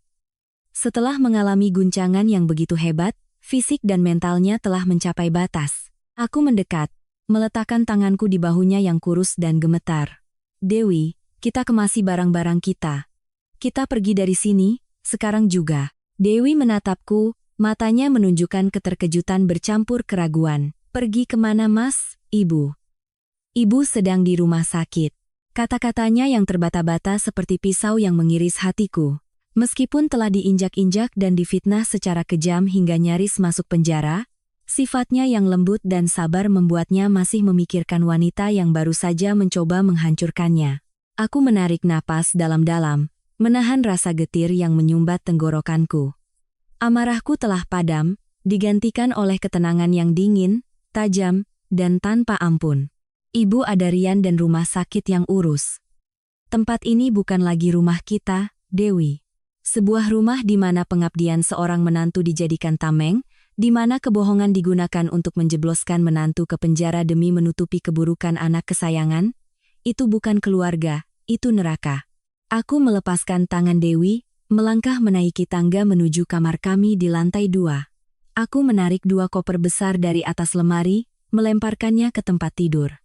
Aku mulai mengemasi pakaian dan barang-barang pribadi Dewi dan putri kecil kami yang sedang dititipkan di rumah neneknya. Aku tidak mengambil apapun yang berharga yang pernah dibelikan ibuku atau perabotan mahal yang kubeli sendiri untuk kamar ini. Aku ingin memutuskan semua hubungan materi dengan keluarga busuk ini. Dewi mengikutiku, berdiri diam di ambang pintu, melihatku tergesa-gesa berkemas. Ia tidak mencegah, tidak bertanya lagi. Mungkin jauh di dalam jiwanya yang terluka, ia juga mengerti bahwa kepergian ini adalah satu-satunya jalan keluar untuk menyelamatkan kehormatan dan harga diri yang tersisa. Selesai berkemas, aku membawa kedua koper berat itu turun. Di depan kamar tidur ibuku, di mana brankas masih terbuka menganga, aku berhenti. Kenangan masa kecil terlintas, bayangan ibu yang bekerja keras di pasar membesarkanku muncul sesaat, lalu dengan cepat digantikan oleh wajah kejamnya saat memfitnah istriku tadi pagi. Cinta seorang anak, sesuatu yang selalu kugunakan untuk menipu diri sendiri, dan memaksa istriku untuk bersabar, ternyata begitu murah hingga bisa ditukar dengan keselamatan seorang anak penjudi. Aku mengambil ponselku, menelepon pamanku, adik dari ayahku, satu-satunya kerabat yang tinggal di dekat sini. Begitu telepon diangkat, tanpa menunggu ia bertanya, suaraku terdengar datar dan dingin seperti sebuah vonis. Paman, ini Dian. Ibu sedang dirawat di RSUD. Rian ditahan polisi karena laporan palsu dan fitnah. Tolong paman urus ibu di rumah sakit. Mulai saat ini, anggap saja ibu Ratmi tidak punya anak laki-laki bernama Dian. Aku dan istriku akan pergi dari rumah ini dan tidak akan pernah kembali. Utang budi. Utang darah. Aku putuskan sampai di sini. Lalu aku menutup telepon, tanpa memberi pamanku kesempatan untuk bereaksi atau menasihati. Keputusan ini bukanlah keputusan gegabah yang diambil saat marah. Ini adalah hasil dari penumpukan rasa sakit selama 5 tahun terakhir, kesadaran menyakitkan dari seorang pria yang selalu berdiri di antara dua kubu ibu dan istri, selalu memilih jalan kompromi yang pengecut hingga nyaris menjerumuskan istrinya ke penjara. Aku menoleh pada Dewi. Istriku telah mengeringkan air matanya, wajahnya masih kuyu, tapi matanya memancarkan ketegasan. Ia mengambil alih 1 koper dariku, tersenyum tipis. Senyum lega seolah baru saja melepaskan beban ribuan ton dari dadanya. Kita jemput anak kita ya, Mas. Kita pulang ke kampung, ke tempat yang masih punya hati nurani. Aku mengangguk, menggenggam erat tangannya yang kasar dan pecah-pecah. Kami melangkah keluar dari pintu besi yang berat. Suara kunci berputar terdengar kering, mengurung semua kegelapan, kebohongan, dan kekejaman di dalam rumah itu. Di luar, sinar matahari sore memancarkan cahaya keemasan yang hangat.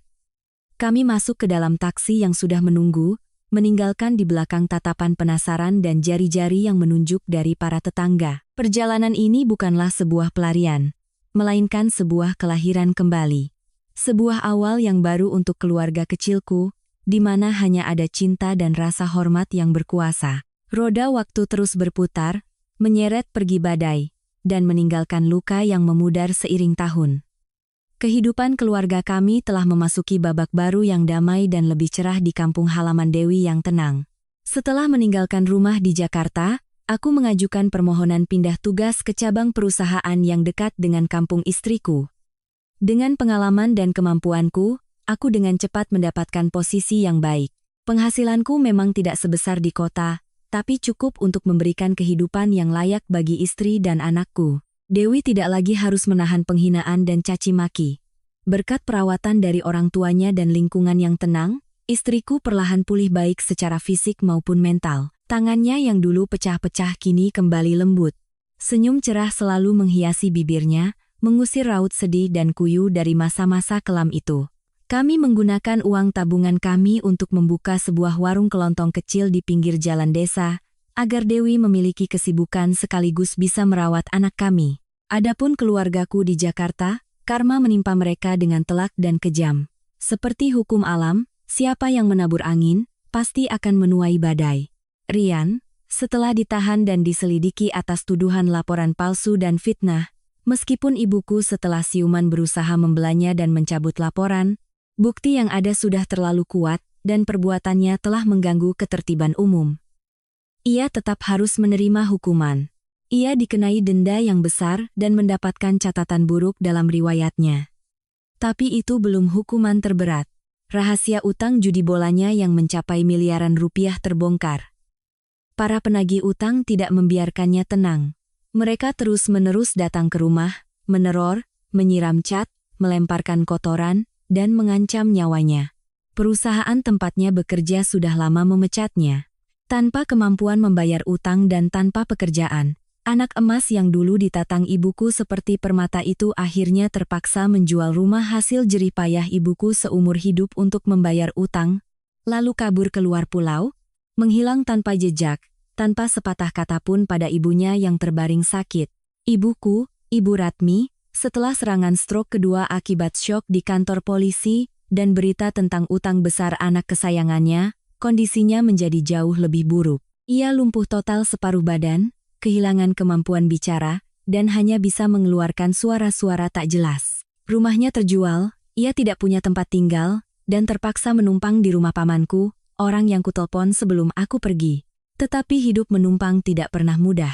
Tanpa Dewi yang dengan sabar merawatnya, tanpa Rian yang ia puja-puja di sisinya, ia harus hidup dari belas kasihan dan perawatan seadanya dari kerabat.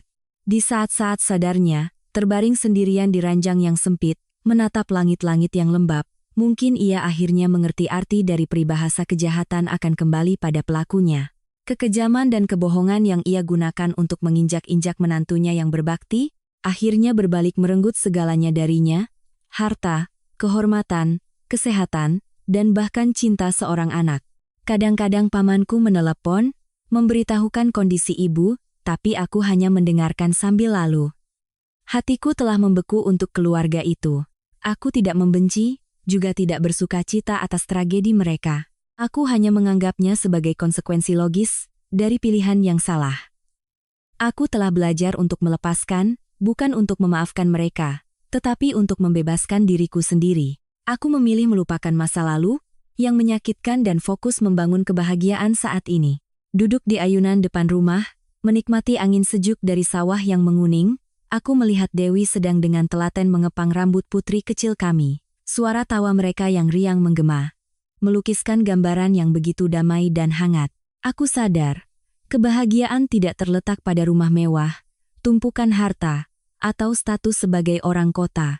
Kebahagiaan sejati terletak pada kedamaian jiwa, pada rasa hormat, pengertian, dan saling berbagi di antara orang-orang terkasih. Badai telah berlalu, menyisakan langit yang cerah dan bersih. Dari puing-puing kebohongan dan pengkhianatan, keluarga kecilku telah bangkit dengan kuat, secerah burung feniks yang terlahir kembali dari api. Dan aku tahu, di jalan yang terbentang di depan, sebanyak apapun rintangan dan cobaan, selama kami selalu bergandengan tangan, menggunakan cinta dan ketulusan sebagai penunjuk arah, tidak ada kekuatan apapun yang dapat melukai atau memisahkan ikatan keluarga suci ini. Setiap kesabaran ada batasnya. Dan ketika batas itu dilewati, perlawanan terkuat adalah dengan membangun kehidupan baru yang jauh lebih bahagia dan memuaskan daripada apa yang bisa dibayangkan oleh musuh kita. Kini, saat aku duduk dalam diam di teras rumah mertuaku, mendengarkan suara jangkrik di malam yang sunyi dan merasakan kehangatan dari tangan mungil Dewi yang menggenggam tanganku, hatiku benar-benar menemukan ritme kedamaian. Badai mengerikan di masa lalu telah sepenuhnya berlalu, meninggalkan ruang yang lapang dan bersih di dalam jiwaku. Melihat kembali luka-luka yang pernah menganga, yang pernah membuat keluarga kecilku begitu sakit hingga nyaris hancur, aku sadar aku tidak lagi membawa dendam atau penyesalan. Dendam, pada akhirnya, hanya seperti meminum racun dan berharap orang lain yang mati. Aku telah memilih untuk melepaskan, Bukan karena mereka yang pernah menginjak-injak kami pantas dimaafkan, tetapi karena jiwaku, senyum istriku, dan masa kecil anakku lebih pantas mendapatkan kedamaian. Melepaskan adalah sebuah pencerahan yang mendalam, membantuku membersihkan debu-debu prasangka yang mengikat, untuk menyadari bahwa hubungan darah terkadang hanyalah sebuah konsep biologis. Sementara yang mendefinisikan kata keluarga adalah rasa saling menghargai, cinta kasih, dan naluri untuk saling melindungi di saat sulit. Merenungkan perjalanan yang telah lalu, aku merasa seperti baru saja terbangun dari mimpi buruk yang panjang. Dulu, aku adalah seorang pria pengecut, bersembunyi di balik topeng cari aman, selalu menasihati istriku untuk bersabar demi menjaga keharmonisan rumah. Aku naif percaya bahwa kesabaran Dewi akan meluluhkan hati ibuku, bahwa jika kita cukup menunduk, badai akan berlalu dengan sendirinya. Tapi aku salah. Sebuah kesalahan yang nyaris merenggut masa muda dan kehormatan istriku. Kelemahan dan kelambananku tanpa sadar menjadi kaki tangan yang membiarkan kejahatan tumbuh subur. Baru setelah gelas itu tumpah, saat menyaksikan wanita yang telah memeras habis tenaganya untukku difitnah oleh ibu kandungku sendiri dan didorong ke ambang penjara, naluri pelindung dalam diriku benar-benar terbangun. Saat aku melangkah maju, berdiri di depan Dewi, menggunakan logika dan bukti untuk menghancurkan sandiwara hina ibu dan adikku, saat itulah aku terlahir kembali. Dari seorang penengah yang canggung, aku telah menjadi benteng yang kokoh. Seorang pria sejati yang berani memegang, juga berani melepaskan, berani memotong akar beracun untuk melindungi tunas kebahagiaan miliknya sendiri. Para pembaca yang budiman, terutama para wanita, para istri, yang mungkin sedang dalam diam mendengarkan kisah ini. Dari lubuk hati seorang pria yang telah menyaksikan istrinya melewati puncak penderitaan, aku ingin berbagi sesuatu. Sejak dulu, masyarakat selalu membebankan pada pundak wanita belenggu pengorbanan, mengajarkan bahwa mengalah adalah jalan terbaik. Tapi, kesabaran hanya menjadi sebuah kebajikan, jika diberikan kepada orang yang tahu cara menghargainya. Ketika kesabaran diletakkan di tempat yang salah, ia bukan lagi pengorbanan, melainkan pembiaran terhadap kejahatan. Ia menjadi tanah subur bagi orang-orang egois untuk menanam benih penindasan. Jangan pernah salah mengartikan antara cinta keluarga dan kepasrahan yang buta. Sebuah rumah tangga yang dibangun di atas air mata yang ditelan, di atas harga diri yang ditekan, dan di atas ketidakadilan, bukanlah sebuah pelabuhan, melainkan sebuah kuburan yang mengubur masa mudamu. Jangan biarkan kata bakti atau menantu menjadi tali yang mencekik hidupmu. Anda tidak bersalah karena berasal dari keluarga sederhana. Anda tidak bersalah karena telah berbakti pada keluarga suami. Tapi Anda akan bersalah pada diri sendiri dan pada orang tua yang melahirkan Anda, jika Anda membiarkan orang lain seenaknya menginjak-injak kehormatan Anda.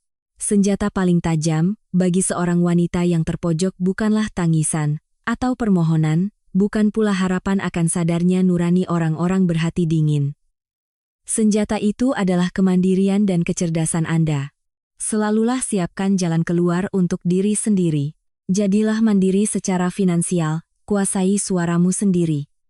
Ketika Anda mampu berdiri di atas kaki sendiri, Anda akan punya hak untuk mengangkat kepala, hak untuk berkata tidak pada kejahatan, dan hak untuk berbalik pergi dari tempat yang tidak menganggap Anda sebagai manusia. Hukum karma di dunia ini nyata. Mereka yang menggunakan kebohongan untuk mencelakai orang baik, cepat atau lambat akan terbakar oleh kebohongan mereka sendiri. Tugas Anda bukanlah untuk membalas dendam, melainkan untuk hidup dengan cemerlang, bangkit dengan gagah menyambut sinar matahari.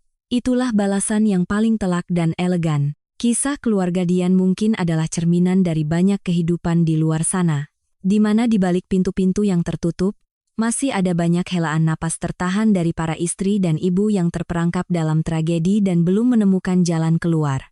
Jika Anda merasakan simpati dengan apa yang baru saja saya bagikan, jika kisah hari ini menyalakan sedikit kekuatan dan keberanian di hati Anda untuk bangkit dan melindungi diri sendiri, mohon berikan dukungan Anda. Jangan ragu untuk berbagi cerita dan perasaan Anda, karena di sini, Anda tidak sendirian, kita selalu bersama.